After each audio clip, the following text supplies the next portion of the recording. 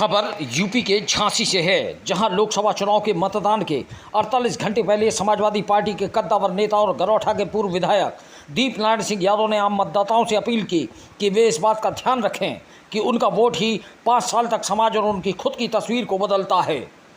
इसलिए सभी को उस दिशा में वोट करना चाहिए जो आपकी तरक्की, आपके विकास, बच्चों की पढ़ाई और आपके रोज़मर्रा की ज़रूरतों की चीज़ों को पूरा करने की शपथ लिए हो। पूर्व विधायक दीपनारायण सिंह यादव ने सभी कार्यकर्ताओं तथा आम जनता से अपील की कि पहली बार इंडिया गठबंधन के सारे दल मिलकर एक साथ लड़ रहे हैं और इसीलिए राजनीतिक जागरूकता होने के बाद भी हमारे कार्यकर्ताओं का यह दायित्व बनता है कि वह लोगों तक यह संदेश पहुंचाएं कि झांसी ललितपुर सीट पर कांग्रेस गठबंधन प्रत्याशी प्रदीप जैन आदित्य कांग्रेस के चुनाव चिन्ह हाथ के पंजे पर चुनाव लड़ रहे हैं। उन्होंने कहा कि ग्रामीण इलाकों में राजनीतिक जागरूकता तेजी के साथ बढ़ी है, लेकिन इसके बाद भी कार्यकर्ताओं का अपना दायित्व है जिसे उन्हें निभाना चाहिए। दीपनारायण सिंह यादव ने आम मतदाताओं से अपील करते हुए कहा कि इंडिया गठबंधन का स्पष्ट कहना है कि यदि आप उन्हें जिताते हैं तो वह आपको जिताएंगे। उसके पीछे की सबसे बड़ी वजह यह है कि सत्ता में आने के बाद उन्होंने सारे वर्गों की चिंता अभी से करनी शुरू कर दी है। महिलाओं को 1 लाख रुपए, बेरोजगारों को रोजगार, किसानों को कर्ज माफ़ी, मजदूरों की न्यूनतम मजदूरी आदि तमाम चीज़ों को इंडिया गठबंधन ने अपनी कार्य योजना में शामिल किया है। उन्होंने कहा कि आम मतदाता का एक वोट सरकार या सांसद नहीं बनाता बल्कि अपनी तकदीर का फैसला करता है, क्योंकि कहीं ना कहीं उसकी ज़रूरतों को पूरा करने का दायित्व तो सत्ता का होता है। बिना राजनीतिक फैसलों के न तो योजनाएं बनती हैं और न ही आम जनता की तरक्की होती है, और आम जनता का वोट राजनीतिक फैसलों के लिए सबसे सशक्त हथियार माना जाता है। उन्होंने अपील की कि इंडिया गठबंधन में लोगों का जीवन स्तर उठाने, समाज का विकास करने जैसा दृष्टिकोण रखने वाले नेता शामिल हैं, फिर वह चाहे राहुल गांधी हो, अखिलेश यादव हो या दिल्ली को पूरे देश में एक अलग मॉडल के रूप में विकसित करने वाले अरविंद केजरीवाल हों। इसलिए प्रत्येक मतदाता का यह फर्ज है कि वह अपने वोट का इस्तेमाल अपने आने वाले 5 सालों में खुद के विकास के लिए करे। झांसी से दीप न्यूज के लिए दीपक चंदेल की रिपोर्ट। आज चुनाव का इस मतदान के सिर्फ 2 दिन बचे हैं।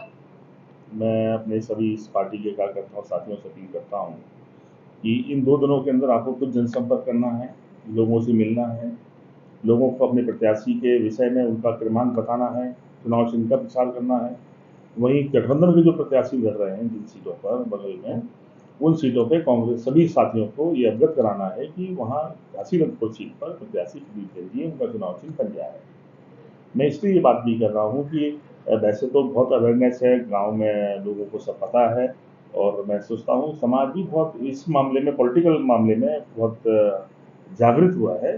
लोगों ने राजनीति को समझने की कोशिश की है और मुझे पूरा भरोसा है जिस तरह का राजनीतिक माहौल है, आदरणीय अखिलेश जी के आने के बाद, रैली होने के बाद जिस तरह की राजनीतिक परिस्थितियाँ बदली है और गठबंधन अलायंस में जो कार्यकर्ता हैं जिस तरह का तालमेल दिख रहा है, ये पहली बार लग रहा है कि सब मिलकर लड़ रहे हैं और सब मिलकर इस बात की चिंता कर रहे हैं कि हम बेहतर समाज बनाने का हिस्सा कैसे बने, कैसे हम सफलता पाएं, कैसे इंडिया गठबंधन जीते।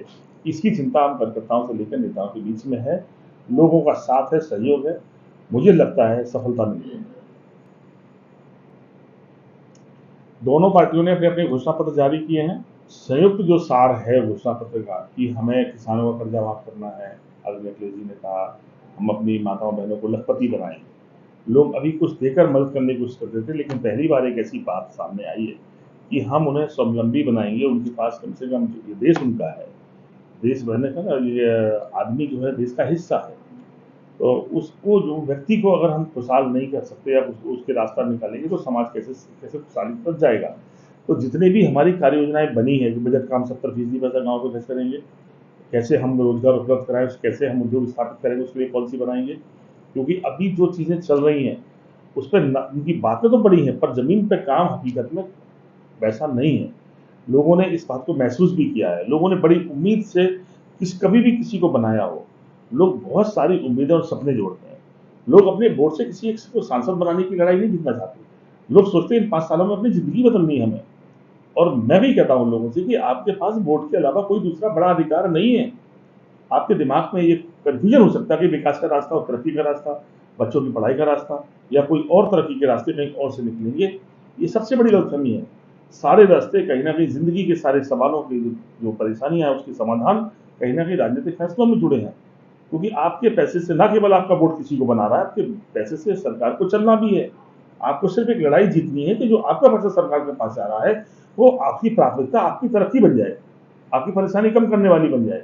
अगर ये लड़ाई आप जीतने में कामयाब होते हैं तो मैंने कहा कि कोई पार्टी की जिताने का सवाल नहीं। एनडीए गठबंधन कहता है कि आप हमें जिताओगे, हम आपको जिता देंगे।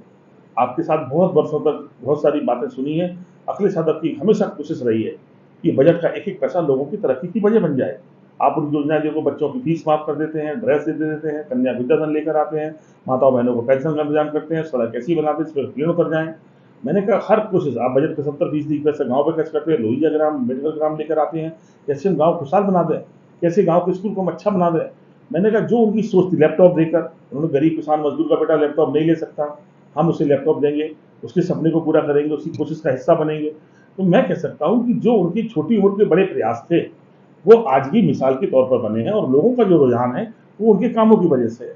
वहीं आज जो राहुल गांधी जी का जो प्रचार प्रसार करने का तरीका है लोगों तक मिले है, कांग्रेस का एक पुराना अपना राजनीतिक इतिहास है, बड़ी कुर्बानियां देश के लिए उनकी है, बड़ी सेवाएं उनकी हैं, वो सब चीज़ जैसे आप पार्टी है नई बनी है पर नए आदर्शों के साथ आई है।